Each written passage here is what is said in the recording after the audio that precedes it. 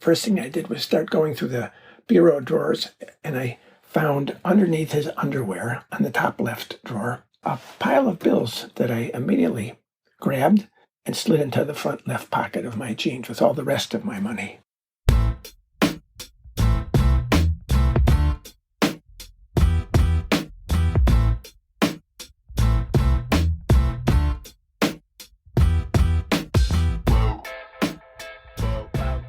Hey there, and welcome to Grit, True Stories That Matter, a weekly podcast on the art and craft of the personal narrative story. Each week, my partner Kurt and I tackle one topic or question and answer it as best we can to help you craft and tell better, more engaging, more relatable, and more memorable stories. True stories, personal stories, grit stories. This week, our feature storyteller of our first episode of 2021 is Howard Lieberman. Howard lives up in Minneapolis, Minnesota, and he has got a 13-minute story. Stick around after Howard is done when Kurt and I tackle this week's topic, making bold choices. Finally, both Kurt and I have beginner storyteller classes starting. Mine is Sunday afternoon, Kurt's is Monday evening. If either of those sound interesting to you, please reach out. We'd love to have you. It's going to be a lot of fun. You can find more information about both of those classes in the show notes. Feel free to reach out by email, hello@storygrit.com, or message us on our Facebook page. We really appreciate you listening and all of your support. Let's dive in. In 1958, I was 9 years old when our father danced out of our life. And that was okay because my dad was basically a narcissistic, homophobic, frustrated tap dancer who was abusive to me. And his departure was a welcome event in my life. But at that moment, I grew up and decided I was going to protect my mother from all the evils in the world. And I would be a man. I would be a real man. I failed. A couple of years later, my mom died, and I was left with nobody and nothing. I was bounced around to relatives and foster care and all the rest. And finally, the last place at which I was living, the people looked at me one day and said, "You're too much trouble for us." And they took everything I owned, put it in a box, and said, "Here you go. Now leave. We no longer want you here. Don't ever come back." I never did. If they didn't want me, I didn't want them. And that's the way it went. I took what I could use out of the box, threw it in the backpack, threw the rest of the stuff on the floor, and walked out the door, stuck out my thumb, and went wherever the first ride was going. The first ride was going a long way, all the way from Chicago to Boston, which is how I wound up one summer night in 1967, sitting on the street in Boston, my back against a brick wall, my Chicago Cubs baseball cap on the sidewalk next to me, and all these Ivy League snooty-tooty types in Bermuda shorts and khaki slacks and penny loafer shoes without socks. Just sat there and watched this display. But the good news is some of those snooty-tooty people put money into my Cubs hat, and I began to amass quite a little fortune, I think. Hopefully enough for a meal and a place to spend the night before I had to move on. As I looked up, there was this man walking towards me. He was very fit, lean but muscular, very dark black skin, a tight black muscle t-shirt, and tight black jeans. He walked over, looked me up and down, bent over, put a $10 bill in my hat, and walked away. He got about a half block away, did like a little pirouette, and came back. Again, he stopped, looked me up and down. This time he put a $20 bill in my hat, and when he stood up, he said, "Where are you from, boy?" I said, "I'm from Chicago." He said, "Do you have a place to sleep in Boston?" I said, "No." He said, "Do you want to stay at my place?" I hesitated. I had enough street smarts not to trust the first person who came my way and offered me a room for the night, but I looked into this man's eyes, and I saw a decent human being. I don't know what it was, but they were warm, kind eyes. So I said, okay, I'll stay with you. I gave him my hand. He helped me up. I took the money out of my Cubs hat, and it was quite a bit, and put it all in my front left pocket of my jeans. We walked about 15, 20 minutes. We wound up in front of this brick row house. And the man says, this is where I live. I'm on the 3rd floor. Come on up. Up we went. It was a 2-bedroom apartment with a nice kitchen and living room. On one side was a big bedroom, and he said, that's my bedroom. I have the deck. I can see all over Boston from there. That room on the left, that smaller bedroom, that'll be your room. It's not much, but it has a bed and a blanket, a small private bathroom, and you should be fine in there. And he walked away. Well, the first thing I did was start going through the bureau drawers, and I found underneath his underwear on the top left drawer, and by the way, he had very, very funny underwear, a pile of bills that I immediately grabbed and slid into the front left pocket of my jeans with all the rest of my money. I then walked and looked at his closet, and inside the closet was 12 red velvet dresses lined up like soldiers in a row. And with my jaw dropping to the floor, the man walked up behind me and said, you like those dresses? I spun around and said, whose dresses are those? He said, they're mine. I said, bullshit. You're a man, and men don't wear dresses unless there's some kind of queers.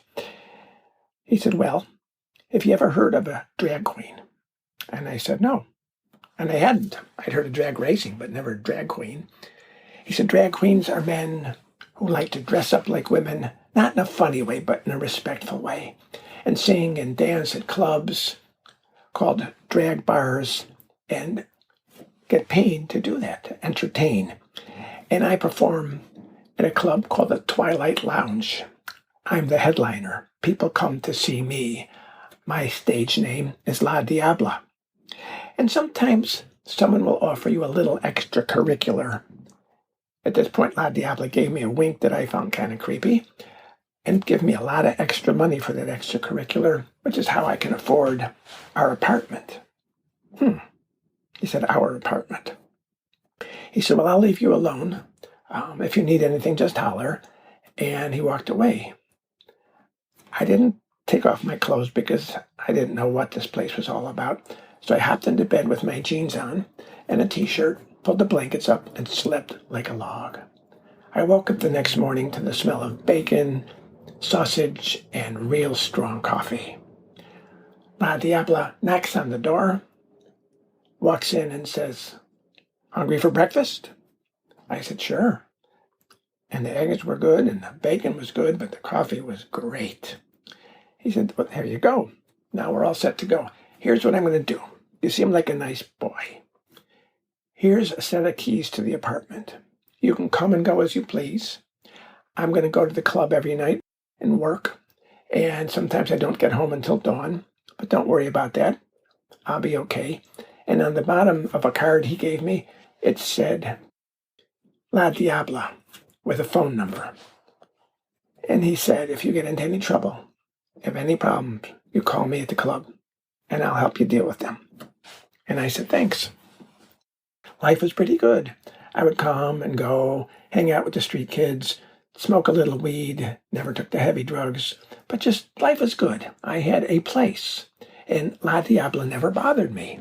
In fact, over breakfast, we would sit around and discuss our life histories, share stories of abuse, homelessness, and I began to feel welcome. I began to feel like I had a home. One night, I was sitting in the room watching TV when those jagged lights started. The ones that start in one eye, cover your whole face in light, and let you know that a bad migraine is coming. And a bad migraine did come. a horrible migraine, the worst I'd ever had. I tried cold compresses, I tried everything, but my head was on fire. I thought maybe this time I was going to die. I really believed that. So I didn't know what to do, and I really didn't. I was panicking. I didn't know what to do. So I took out the card, the Twilight Lounge. I called the number, and a very gruff voice says, "Yeah." I said, "May I speak to La Diabla?" "Who the fuck is this?" I'm her boy. I'm her son. I'm really sick. I think I might be dying." He said, "Oh, fuck me," and slams the phone down on a table with a loud, loud bang. And about 2 minutes later, La Diabla comes on the line and says, "Hello? Is that you, boy?" I said, "Yeah, La Diabla. I have a horrible, horrible, horrible headache. I don't know what to do. It's inside my head. I think I'm going to die. I don't know what to do. Where should I go? What?" La Diabla said, "Stay right there. Stay right there. I'll be right there for you." Hung up the phone, and about 10 minutes later, in comes La Diabla in her red velvet gown, which she looked very nice in, her high heels, and her face all made up, and said, "What can I do for you? What can I?" I said, "I don't know, La Diabla. Maybe I should go to the hospital." And at that, she picks me up in her arms. We run out the front door like that. With me in one arm, she flags down a taxi, takes me to Mass General's emergency room, where we're greeted by a big sergeant-looking woman who said, "Stop right there. What's your problem?" And La Diabla puts me down and goes over to the desk and says, "My boy is dying. We need to see a doctor." The woman said, Yeah. Take a number. It could be a couple of hours. Go sit down. We'll call you when we're ready." At that, La Diabla picks me up in her arms and says, "No, my boy needs to see a doctor now. He's dying." And she rushes through a curtain with this woman screaming, "Stop, stop, lady, stop, or I'll call the police." And we're in this big open area with a lot of beds and curtains. And La Diabla screaming for a doctor. "I need a doctor. My boy is dying." And eventually, a very nice young man wearing doctor clothes and a stethoscope comes over and said, "What's the problem?" I tell him. He puts me on a bed, looks into my eyes, listens to my chest, and I tell him it could be a migraine, but if it is, it's the worst migraine I've ever had. He said, "Here's what I'll do for you. You lie back." And he hooked up an IV into my arm. He said, "I'm going to guess that you're used to getting high. This will be the same thing. Just go with the flow, and the headache will go away." And eventually it did. And I looked up, and La Diabla was sitting in a chair next to me, holding my hand, brushing my hair out of my eyes. The doctor took the IV out, gave me a prescription that I put in my other pockets, and said, "You can take the boy home." La Diabla picks me up in her arms, carries me out to the street, flags a taxi, takes me home, puts me in bed, pulls the blankets over me, and holds my hand and strokes my head until I fall asleep. The next morning, I smell coffee, bacon, eggs, the whole 9 yards. And I hear La Diabla yell, "Are you up, boy? Are you hungry?" Well, actually, I was kind of nauseated and was anything but hungry. But I lied and said, "I'm hungry." "Yep." She said, "Come on in. Let's get something to eat." Had breakfast, talked about the night before, told her I was feeling better. She said, "Take care of yourself. Remember, you can always call me at the club, and this house belongs to you now as much as me, because your pain lives here."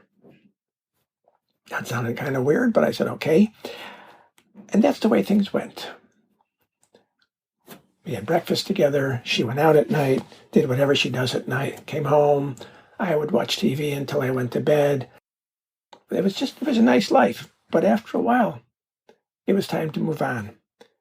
So I wrote a note, told La Diabla how much I loved her, signed my name, Howie, packed everything back to my backpack, walked out to the road, stuck out my thumb, and hitched to the next town, wherever that would be, whatever stories that would lead me to. I never forgot La Diabla. I still get migraines at 71 years old, and sometimes they're very, very bad. And when I do, I take pills now. I take medication. But I think of La Diabla and can feel her hand running up and down my arm, brushing the hair out of my forehead, and telling me, "Don't worry, boy, everything will be all right."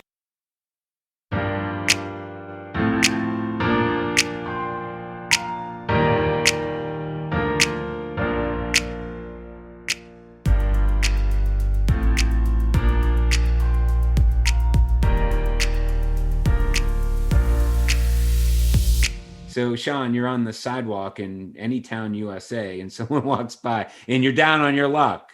Right. Someone offers you a place. Mm-hmm. Well, we know how the world works, especially when it comes to strangers. Do you get up off your ass and just start following that person who's twice your size back to their place? I actually have a very clear answer to that. No, it's not what you think, actually. I'm Okay, going in a good. different direction. All right, cool. You and I and nobody listening to this has a clue of what they would do until they're homeless. Period.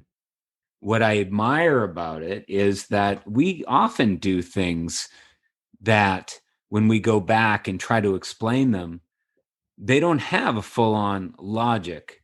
We're right. We're human, Kurt. Yeah. I'm so grateful that we don't always have a perfect logical explanation for everything. But the stakes are rather high when you're homeless for most people who are homeless. Actually, I shouldn't say that. I'm not homeless. Nonetheless, there's a lot of ways to craft this story, and he's going with a way that makes it very clear very early on that he's willing and open to talk about stuff that might be uncomfortable, provocative, and he does it. So there's something there that, at least for me, is like, all right, yeah, I want to listen to this. It's something maybe some other people wouldn't be so honest about or open about.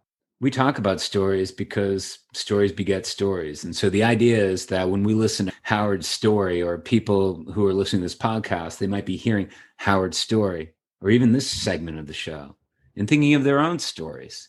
The one thing that I really want to put my finger on here is Howard came back and he said, this was the reasoning. He didn't say it was perfect, but he did it anyway.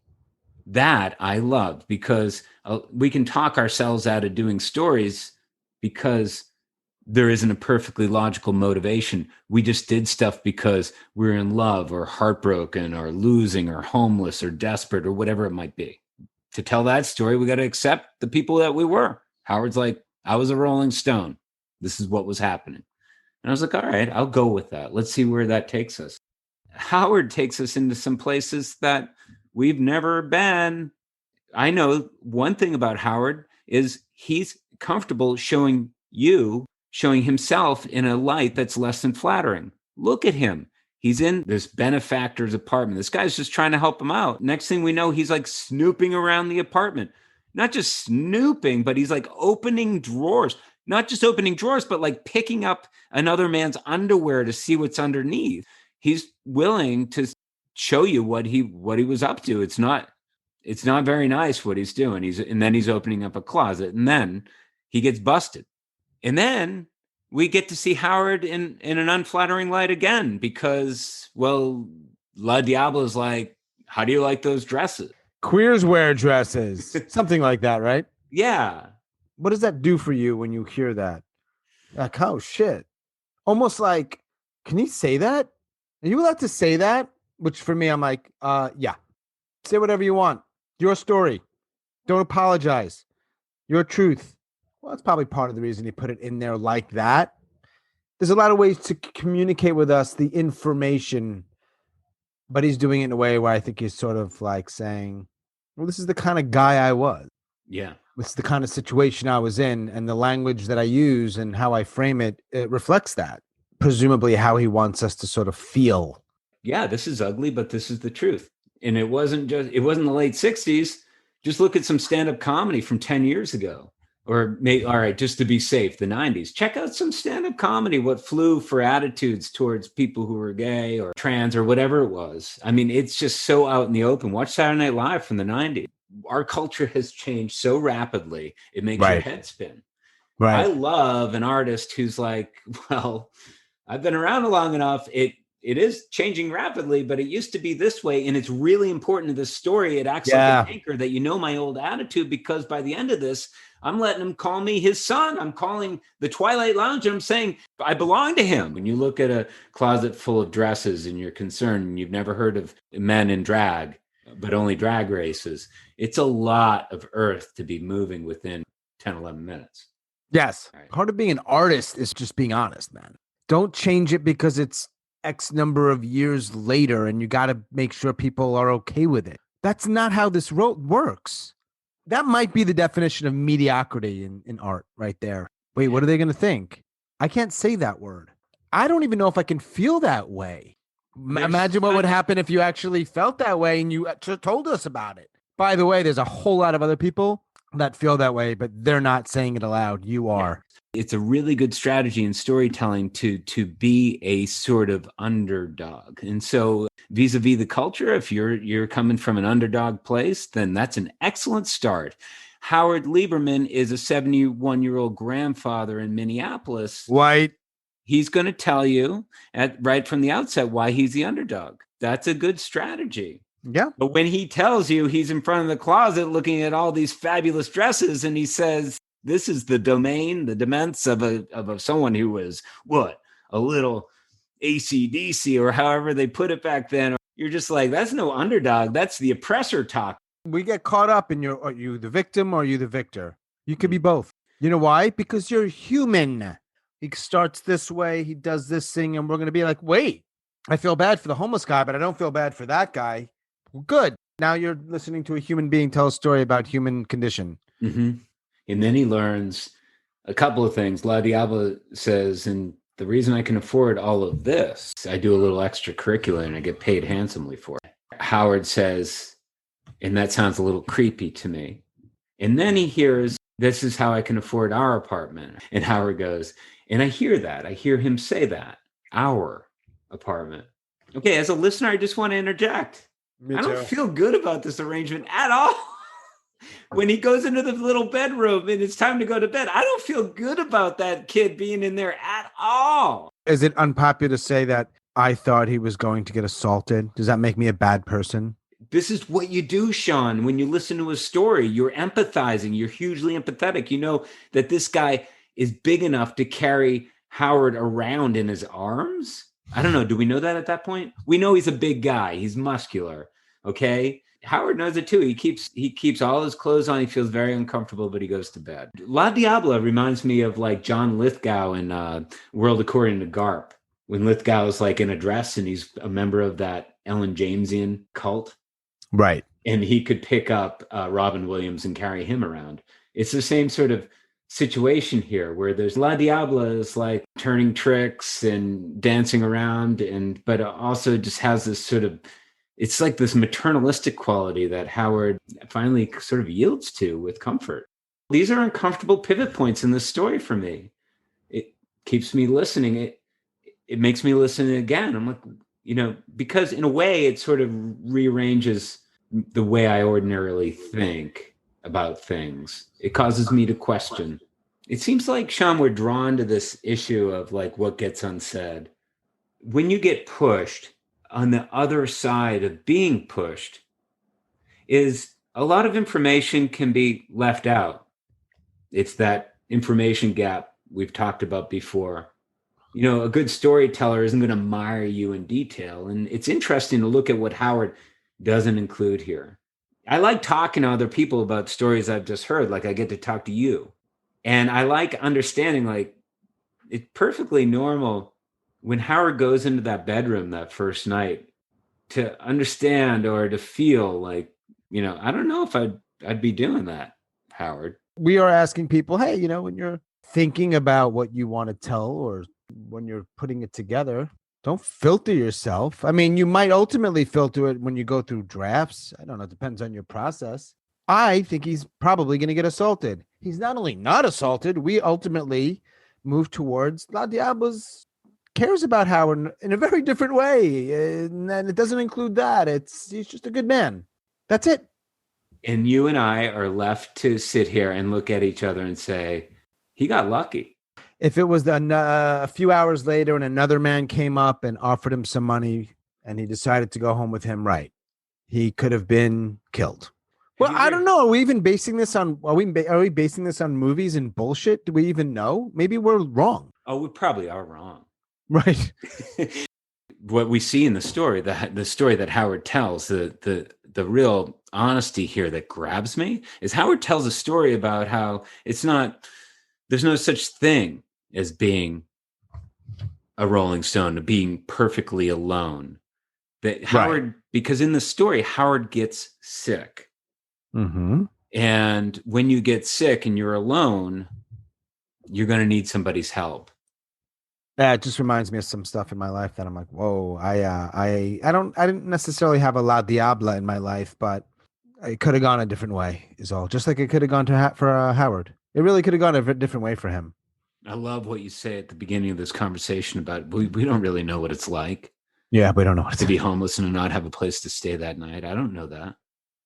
Right. And I think so many of us, including me, like we don't even think about that. Like, oh, I wouldn't have done that. And I'm glad I had a moment. We have some time to think about, hang on a second. I don't think you know what you would do.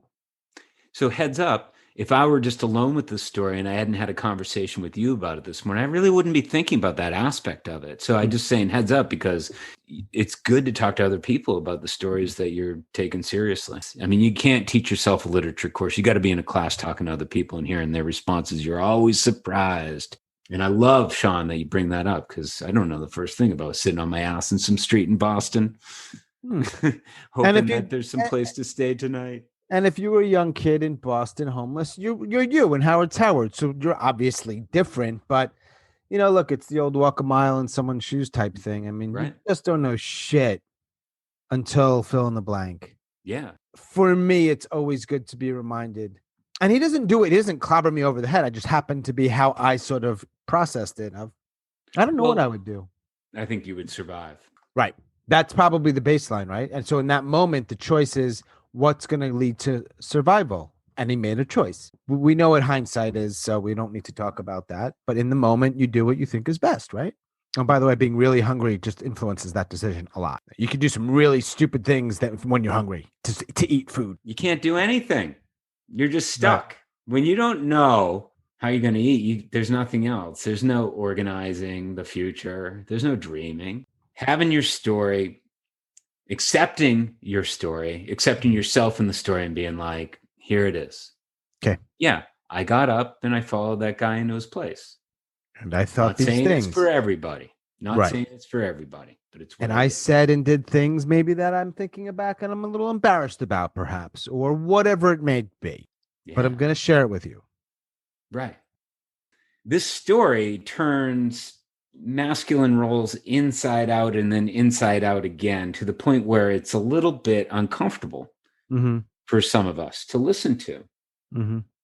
So I start to think about how funny this all is because, okay, so bravery, there are two types of bravery. Okay, so what I got growing up is that, you know, to be a man is to be like physically brave. Physically brave. Physically brave. And this is the part that cracks me up about our freaking society. No one ever talks to you about being emotionally brave. Not often. No, Not I often. think it's something we're cluing into a little bit better these days. Like if you're 8 years old now, your dad might be hip to that.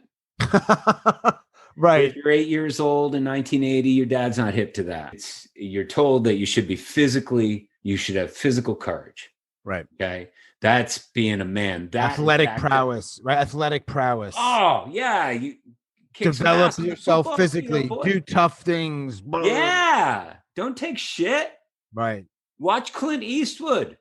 Badass. Cowboy. Yeah. Chop some wood. Chop some wood. Roll your sleeves out. Get Guns. it done. Beat the guy up. Get the girl. That's right. So we didn't hear so much about what it meant to be brave in any other way other than physicality. We've got a whole different situation when like Howard comes along and he's talking about the stuff he's willing to talk about. Howard's married. He's a granddad. I don't know all that much about Howard, but let's say La Diablo. Let's look at that character for a second, okay? Let's say that at some point when La Diablo was 16, 17 years old, La Diablo was like, I don't want to live this life. I don't want to work at the mutual fund company or life insurance company. I don't want to wear suits. Right. And La Diablo has La to Diablo, 16, 17, La Diablo is probably becoming large. That's when you're growing, probably, right? He's getting bigger and bigger. Big dude. Kicks some ass, man. So because I'm 48, I've been put in the position to have to open up uncomfortable conversations like anybody with people, but never have I had to have been so brave as La Diabla or someone like La Diabla to have to tell everybody in your family, actually, it's not as you want it to appear. I am going to live a completely different life than you ever guessed that I would, because I'm listening to a voice inside. Like, that is emotional bravery. And I've never been asked to do anything like that. Yeah. And that's the delicious irony of this story of Howard very subtly turning male roles and sexuality inside and out and inside and out again. Yeah, I agree. Love that push. Love it. There were plenty of people that were like La Diablo. They just probably weren't on my radar so much when I was a kid. Or I wasn't like a tough guy or anything. I'm just saying, I know what you're saying with the physically brave stuff. I almost feel like there's a group of people, not that they all know each other, just a group of people in random places. And they're like, oh, we've been here all along. Thanks for finally joining us for a little while. Take a stroll, see how it feels to be really human. I don't want to be bashing what I used to be or what I am or other people, but there is something more human about it, isn't it? More human about what Howard puts forth, like that kind of story? Yeah, about being emotionally vulnerable or brave or whatever word you want to use. Yeah. And dudes just not essentially mostly being that way. An argument one could make, but it feels more human. We don't just focus it all on chopping wood and chasing women and winning games. Yeah. So that's someone else's path. One thing I liked about talking to Howard is I felt like when he said, I've just always been someone who's just sort of, he doesn't say just sort of, but he kind of goes with the flow. There's a certain openness to the story of his life. Yeah. He's self-trust. That's for sure. Yeah. But also autonomy. I'm going to make my own path. I think that's really important. And you never hear that. You never hear that growing up the way we did. Oh, you need to make your own path. It wasn't like that. It was, I'll give you a ride to Little League. I don't know. I don't remember a lot of listening among my teachers and coaches about like, oh, maybe Kurt Mullen's this type of kid. Maybe he should, I bet he'd be good at guitar, or I think he could write music, or kids who have people in their life like that are lucky. In rare. Yeah, I totally agree. And then you've got other people who don't really have anybody and they're just cutting their own path through the world. And I admire it. Yeah. And some of those people, it ultimately works out in some way and others die. They do what Howard did and they get unlucky. I mean, I'm just saying, like there's no guarantees here. It's not like we're listening to the story being like, you did the right thing or the wrong thing. Like that's not how I'm filtering it. It's just, this is what happened. Wow. Yeah. Okay. But it's another one of those stories you put your finger on it. Like the guy telling the story, he could be dead. 100%. Like there are lots of stories out there where that person doesn't emerge from that damn apartment. And we never hear the story. Yeah, exactly. You know why? Because they don't have any ability to tell anymore or a pulse. Yes. They don't have a pulse. They're dead. If I'm a listener of Grit, and I'm thinking, man, I want to write a story and I want to be brave and what's one thing I can do? A specific thing I can do or something I can think about that might help me do that? Yeah, great question, Sean. My first step into that answer is like brave doesn't have to mean outlandish, and it probably shouldn't. Just look close, be local in your thinking, accept the things that you've done and report on them. Howard doesn't come up with any outlandish reason for why he follows this guy twice his size down the sidewalk and agrees to stay in the guest bedroom. He just does it. That's what happened. I believe it. I can believe something like that. We do shit like that. We foil our own stories when we're like, oh, maybe I shouldn't talk about that. Right. All of us do it. It's just, it must be part of being on Earth. Yeah. That like we get to a point where we're like filter everything, and I get why, I think, but For the best stories, maybe you don't want to do that.